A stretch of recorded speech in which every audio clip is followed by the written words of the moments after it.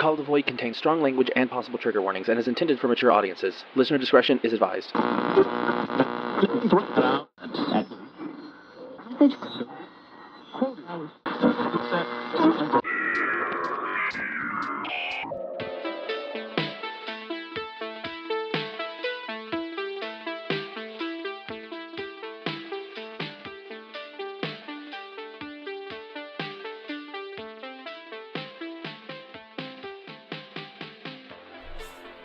Hi, I'm Deacon. Hi, I'm Jack. And welcome to Call of the Void, a podcast about all things weird and macabre. So, Jack, you've got some things to talk to me about this week. Yeah. So, okay, this isn't a creepy story. It's not, it's not spooky or, spine tingling in any way, shape, or form, but it's really fucking weird, and I just can't. It's one of those things that you hear the story and you're like, how was this allowed to happen? Oh, yeah. So, a bit of backstory. My younger brother, Reaper, that I've mentioned a couple times, when he was doing his undergrad degree, it was in journalism. And one of the movies that he had to watch in one of his classes was this movie called Shattered Glass. It's one of my favorite movies. And it was the story about this guy, Stephen Glass, who, well, I'll get to that, but it's a true story. It's a true story, but it was in an ethics class, and oh boy, he brought this movie home, and he could not stop talking about this movie and how, he could not believe what was in this movie. And I sat down and watched it, and because my brain is the way that it is, I became super obsessed with this story, and I will explain how obsessed I got as we go. So, all of this happened when I was about 10.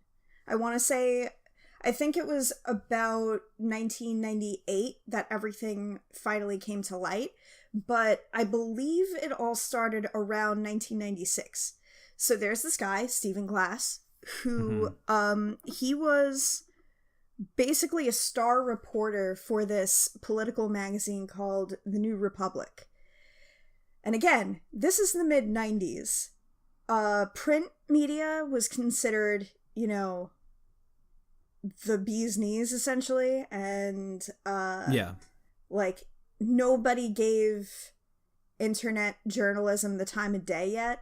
There wasn't that much going on in that way at the time. Yeah. But, print was king at the time, and the internet was still a teeny baby. Yeah, it was a teeny tiny baby that we needed to protect at all costs. Mm-hmm. But so there was this magazine, The New Republic, that he worked for. It was so important and influential that it was the only in-flight magazine of Air Force One for a while. And so Stephen Glass wrote a whole bunch of pieces for them. So not only was he working for the New Republic, but he also had guest spots, sort of, he wrote articles for Harper's, Rolling Stone, a whole ton of super big publications. Yeah. And then he wrote this one story called Hack Heaven. Hack Heaven was the beginning of the end for Stephen Glass. I found this article. Remember when I said that I got super obsessed with this whole thing? Yes. I found this article and a whole bunch of the other articles. I haven't read them all. There's a lot. I haven't read them all yet. But I found a whole bunch of them that are still somewhere online. And one of them was Hack Heaven. And Hack Heaven was an article about a this 15-year-old computer hacker named Ian Restel, who hacked into this major software company's databases. The company was called Juked Micronics, and he posted the it was the salary for every single one of the employees on the site, and also pictures of like from Playboy and shit. And instead of prosecuting or going after this kid and his family, Juked Micronics decided to hire him to beef up their security. And there was this hacker convention that happened where Ian Restel was treated like this rock star. And it was this whole big thing to do. And then Forbes got a hold of the article. Yeah. So, at the time, Forbes online was called Forbes Digital Tool. That was their original name for their news site. Yeah. And this guy, Adam Pennenberg, gets a hold of this article.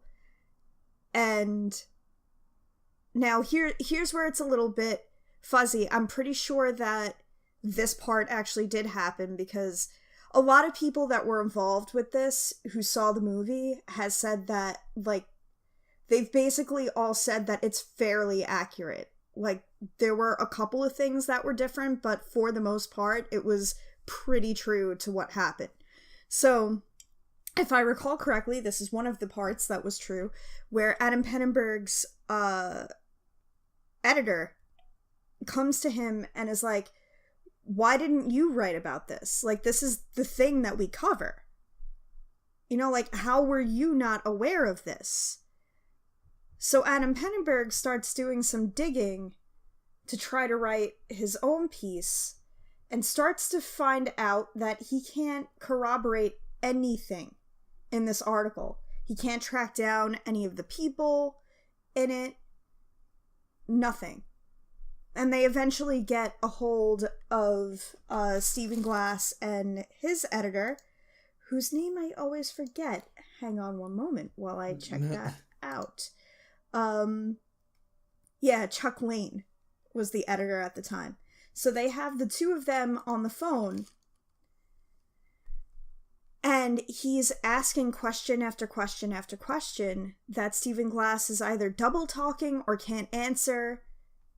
Turns out, Stephen Glass made up the entire article.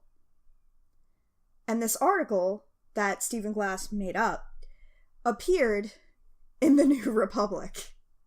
So that got a lot of people asking a lot of questions, because Stephen Glass was one of those people. Now, like, when I say that he was popular, it wasn't even just that he was writing for all of these different people. He was invited on panels on TV to discuss these things. Like, he was kind of big at the time. Yeah.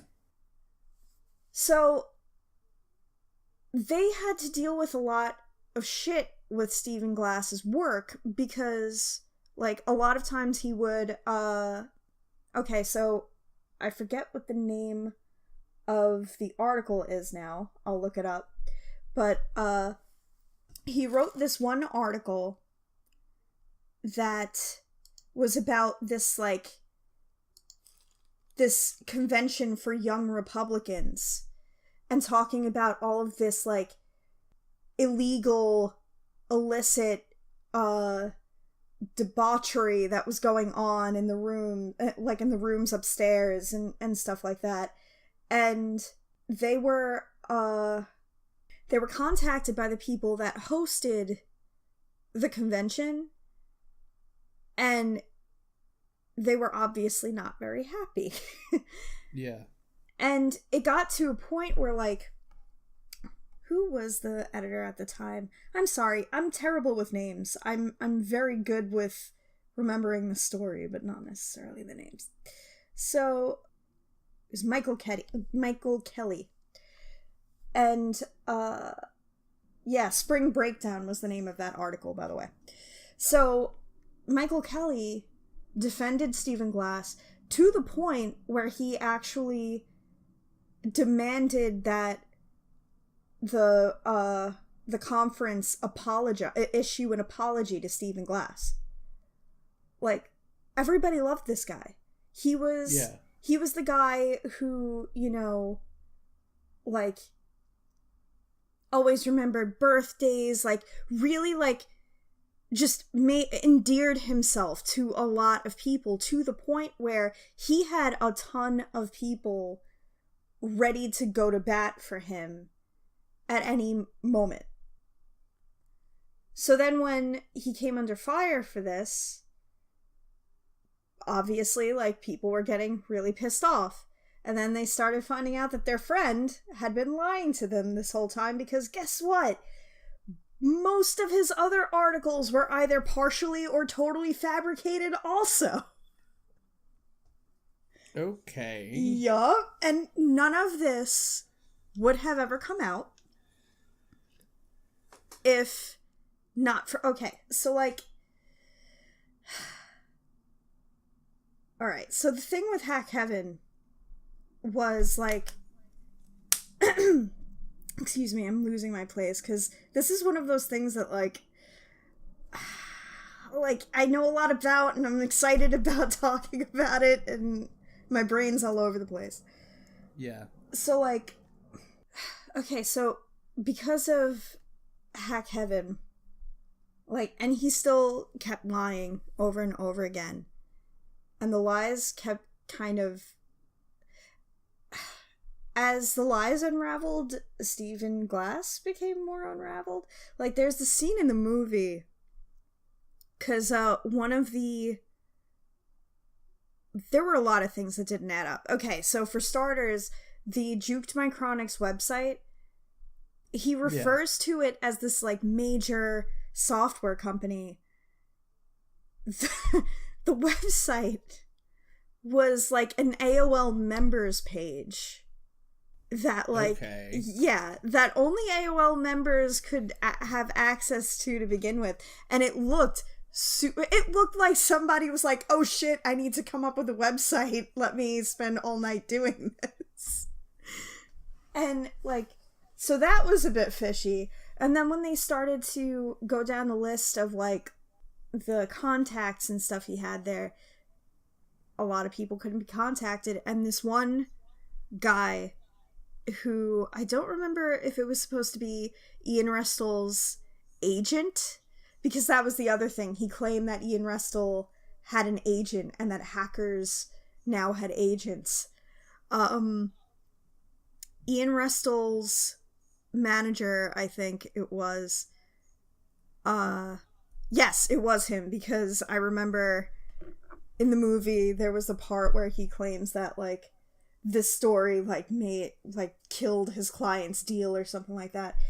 It was a number for, in Palo Alto. And then it came to light that it was his brother who lived in Palo Alto, who pretended to be this guy on the phone to cover up for his brother. So, all of this shit starts to unravel for Stephen Glass. Stephen Glass, in the meantime, is trying to... Again, I'm sorry I'm referring to the movie a lot, but, like, there's this one part in the movie that I've always kind of wondered if it happened, because unfortunately, Mike Kelly passed away. He was covering... I forget which war it was now, but he died covering the war, so there was... he's really not around to corroborate if this happened or not, but in the movie there was this part where he goes to visit Michael Kelly at his new publication, because when Chuck Lane took over, he wasn't exactly very popular. Yeah. And a lot of people were, like, huge fans of Michael Kelly and hated the fact that he got fired because Mike Kelly like really stuck his neck out for all of them. Like there was this the head editor, Marty Ferrets, his name was this guy who like he could be a bit scary. And Kelly would always stand up to him for his writers. So he wound up getting fired for it at some point because it was always an argument. And then Chuck Lane takes over, and that didn't sit well with a lot of people at first. And a lot of people, especially when all of this happened with Stephen Glass, like, that it didn't sit well with everybody. Like, people were immediately like, oh, you know, like, they would tell Glass, like, oh, fuck him, like, what does he know? You know, and shit like that. And they were getting ready to pounce on Chuck Lane, meanwhile he's right this whole time. But, yeah, so there's this part in the movie that I've always wondered if it was true, if it really happened, where he goes to see Michael Kelly, and he's telling him that, like, honestly, like, this isn't about what I wrote, this is because I was loyal to you, and he keeps a list in his head of everybody that was loyal to you, and this is coming to bite me in the ass. And, like, the reason I wonder if that actually ever happened is because if it did, that's super transparent that he was basically trying to butter him up and see if he could get a job working where Kelly was at the time. Yeah. Which did not happen. And that scene actually ends with Kelly bringing up Spring Breakdown and asking, hey, did you ever cook up a piece when I was the editor, specifically this one? And he doesn't answer.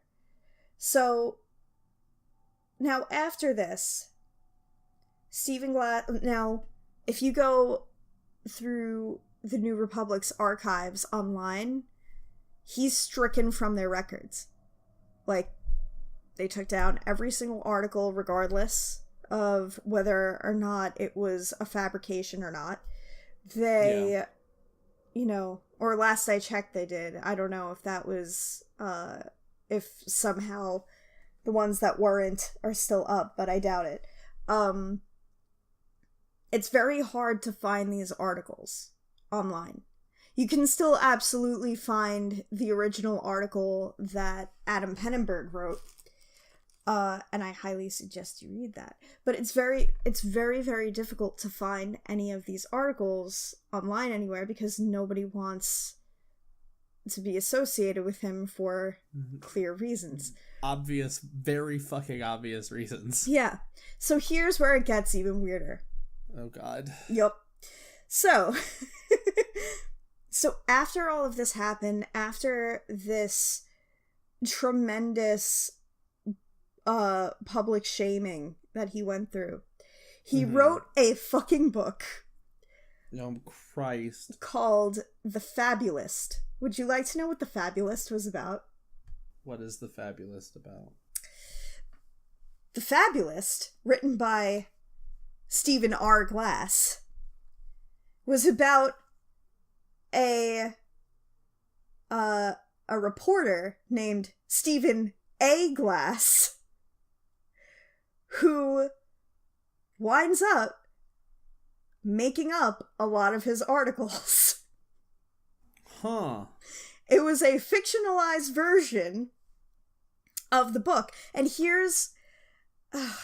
so, one of Stephen Glass's closest friends at the time was this woman by the name of Hannah Rosen. Hannah Rosen actually read and wrote a review of the book. And, like, I remember the first time I read the review, like, I just felt terrible for her. Because, okay, like, here's an excerpt from from what she wrote in her review. Mm-hmm.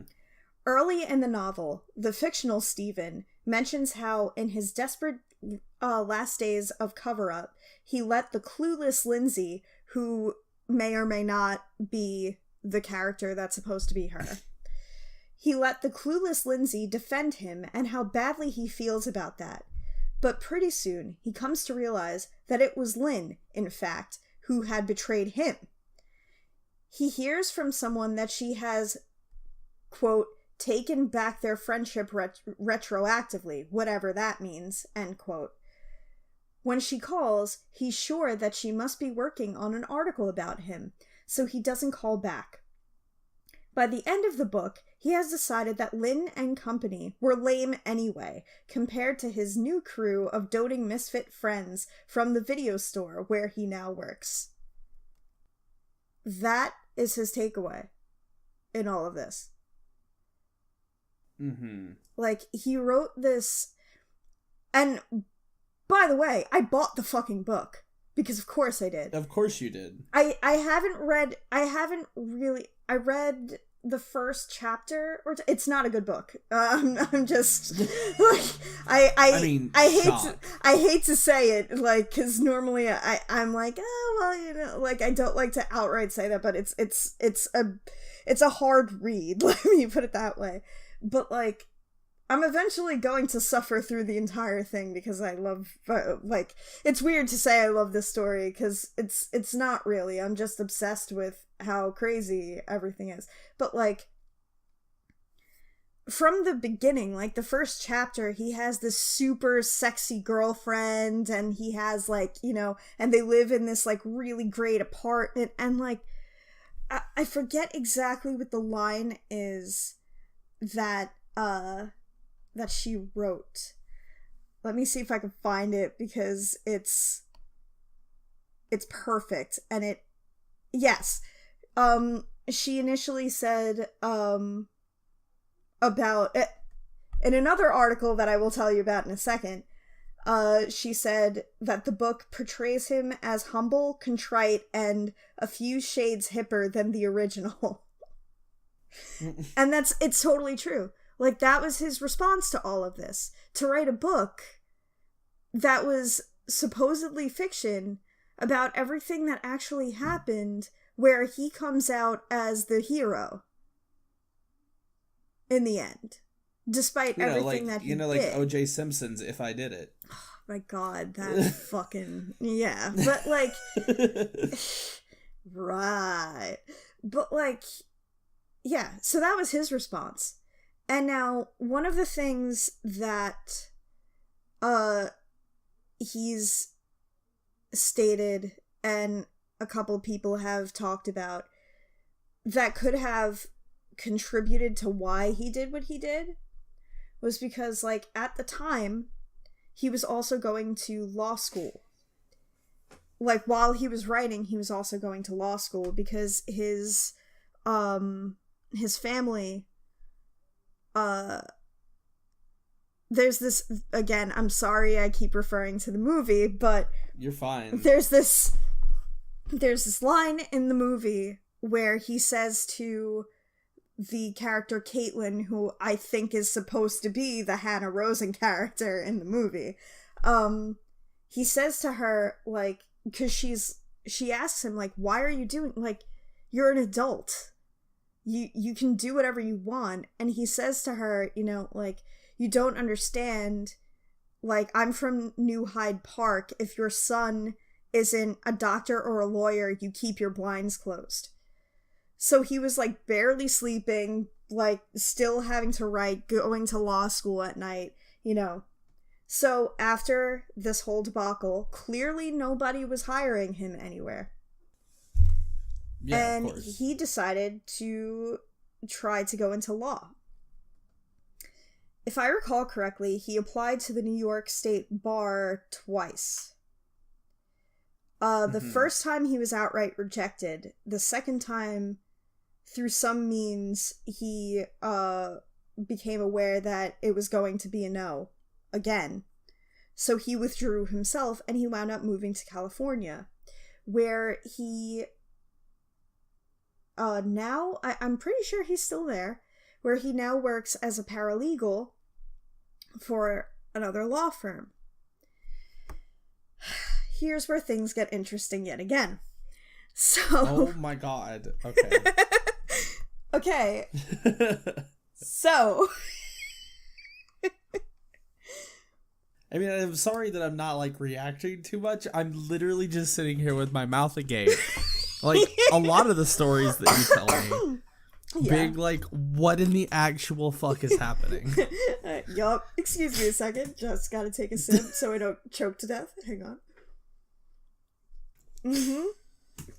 So, and that's fine. Like, when you're super quiet, I know that the story is getting to you.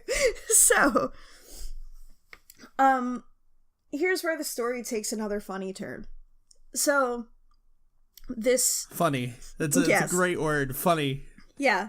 So, this place gives him a shot. You know, he works as a paralegal there.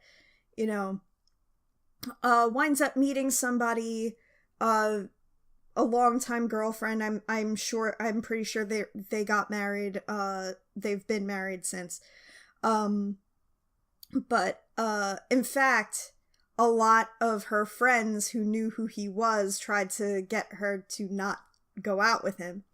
But she did anyway. So, a few years later, a couple of people from Stephen Glass's life, including Hannah Rosen and Adam Pennenberg, get I'm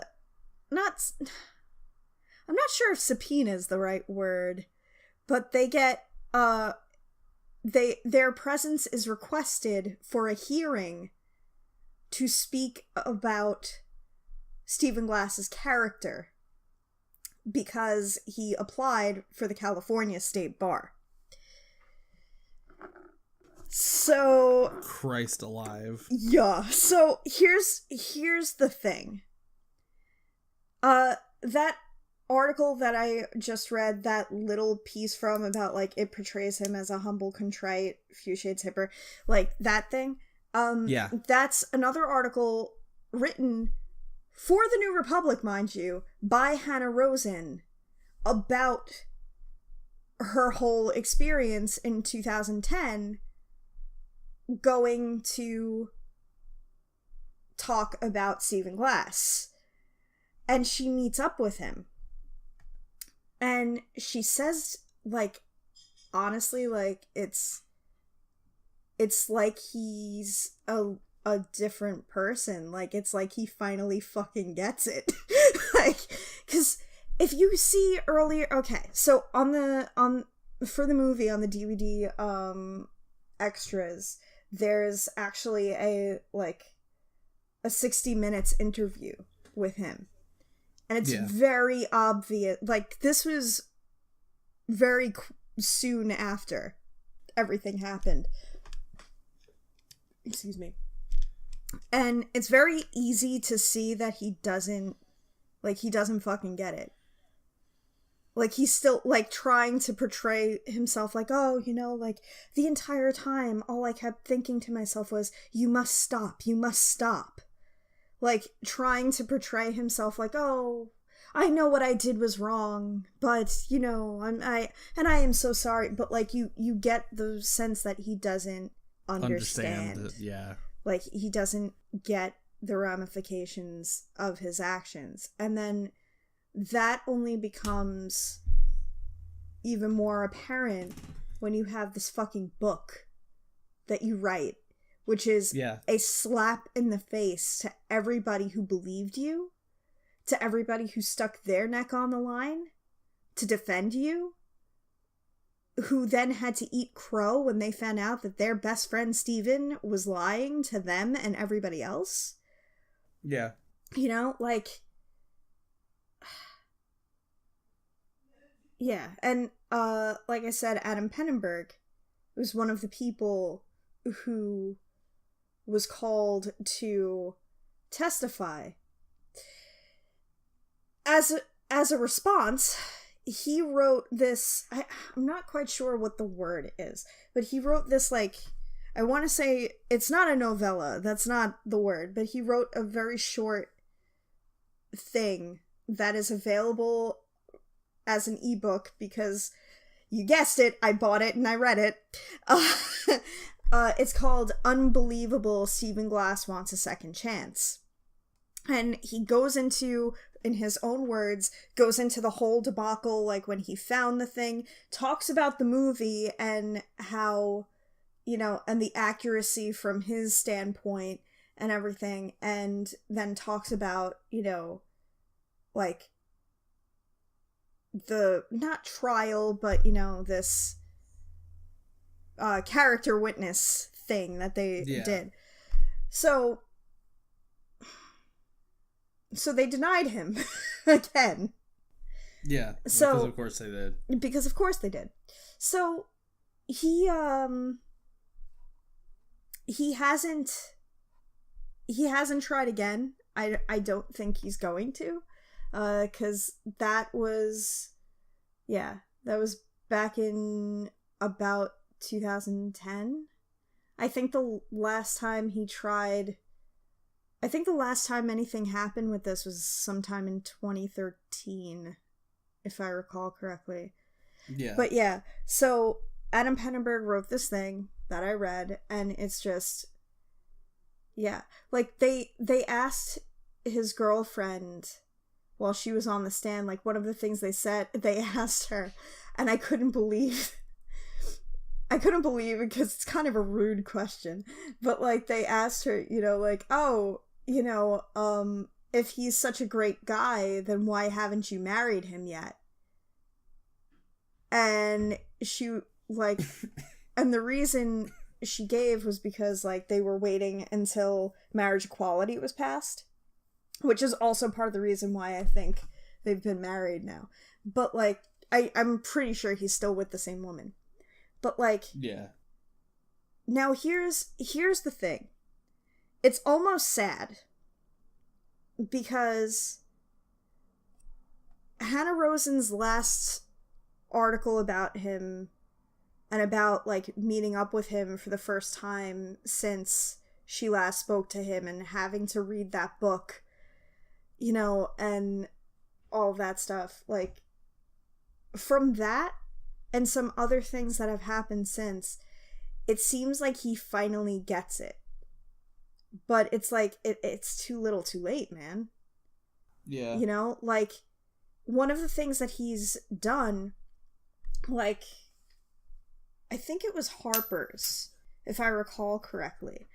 Yep, it was Harper's Magazine. In 2015, this is from the Wikipedia article, but I know for a fact that this is true. In 2015, Glass again made the news after reportedly sending Harper's Magazine a check for $10,000, what he was paid for the false articles, writing in the attached letter that he wanted, quote, to make right that part of my many transgressions. I recognize that repaying Harper's will not remedy my wrongdoing, make us even, or undo what I did wrong. That said, I did not deserve the money that Harper's paid me, and it should be returned. End quote. So, like, he's doing this shit now. You know? And it's just like... But also at the same time... I don't know. Yeah, at the same time, it's a situation where, like, it could be a situation, and I know people who are like this, who once they finally realize that they've done something wrong, or that they're not getting to where they want to be in their life because of something that happened in the past, that they literally start, like, trying to apologize and make right the things that, you know, whatever, or like make themselves look good in a certain light so that it kind of corrects their life path a little. Yeah, and that's, like, but that's the thing, and that's what I mean by, like, it's a too little too late situation, because now he could be genuinely remorseful And from what I've read and seen, like, it seems like he is. He could be genuinely remorseful and honestly trying to make some kind of reparations for what he did. But no matter what he does now, because of just how long the lie went on, and his really strange behavior after everything came out, you know, like, everybody's gonna question everything that he does. You know, like, part of me, like, me personally, just as somebody who has invested a lot of time in this story for reasons that are still beyond me, I want to believe that he's genuinely remorseful and he's not, you know, trying to be like, look at me, I'm a good guy now, honest. But, like, it's very hard to believe that after so long of, you know, not that. Yeah. And, like, one of the things that I believe it was in that Hannah Rosen article, when she met up with him again, one of the things that I've read that he does, and the people he works for at the law firm, whenever they get a new client in, Glass sits down with them and tells them his story, because they want the person to know that, like, it's best to just tell the truth, because if you're lying about anything, it's going to come out. Yeah. And it's like, I guess that's his way of trying to make the best of it. You know? I mean, like, he's a big enough name that literally all around the country he's the subject of at least one class period in ethics courses. You know? So I guess that's the way that he thinks that he can make right. And, like, I'm sure, like always, I highly encourage other people to look into this, because this is one of those things that, like, I know a hell of a lot about it, and it's one of those weird things that I get super excited to talk about, just because I've delved so far into this. But because of that, I am sure that I've short-circuited and forgotten shit. So, like, I can almost guarantee you that I have. So, I absolutely encourage people to try to, like, look up the articles and everything. Yeah. Hack Heaven is fairly easy to find, if I recall correctly. But, the articles about him, like, the original Adam Pennenberg article is still available. Let me see if I'm pretty sure I have it already pulled up. And if I do, I will gladly read an excerpt from it. Oh, I forgot to tell you something really crazy about this whole thing. So Ian Restel, an evolutionary biologist. This is from an article by a different article by Adam Pennenberg. Let me find the quote, because I just lost it.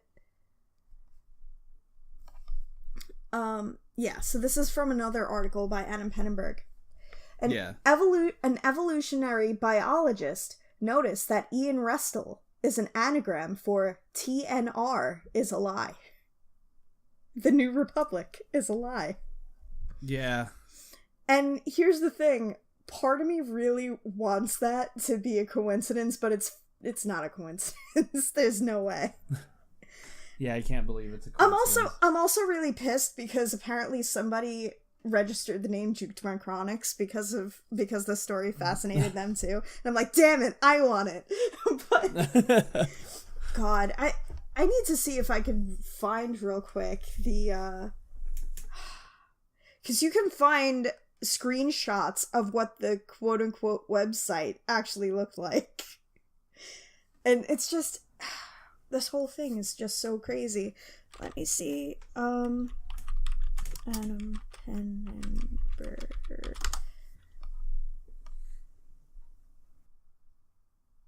Read the original Forbes takedown piece. Yep. Oh yeah, he was 25 when all of this happened. Yeah, and that was the other thing, like,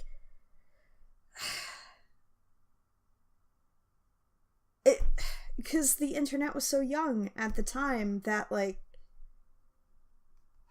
I don't know, I feel like a lot of that also worked against him. Yeah. Yeah. So this is the last part of that article, the takedown piece, because, like I said before, the New Republic was, kind of a big deal at the time, and, you know, print journalism looked down their nose at online journalism. So this is the last part of Adam Pennenberg's original takedown piece. It is ironic that online journalists have received bad press from print media for shoddy reporting. But the truth is, bad journalism can be found anywhere. It's not the medium, it's the writer. And, like, yes! Yeah.